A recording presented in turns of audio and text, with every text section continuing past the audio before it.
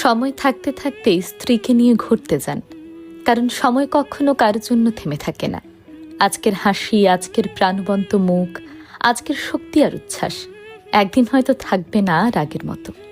স্ত্রী কিন্তু শুধুই সংসারের দায়িত্বের সাথী নন, তিনি আপনার স্বপ্নের অর্ধেক, আপনার সুখ দুঃখের সবচেয়ে নীরব শ্রোতা।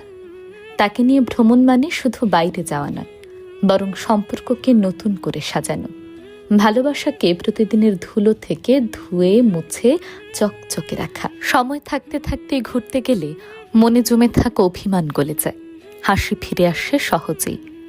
দুজনের মাঝে জন্ম নেয় নতুন গল্প, যা বয়স বাড়লেও স্মৃতির অ্যালবামে চিরদিন রঙিন হয়ে থাকে।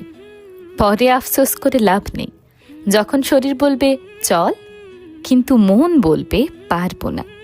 তাই আজই, এখনই স্ত্রীর হাতটা ধরে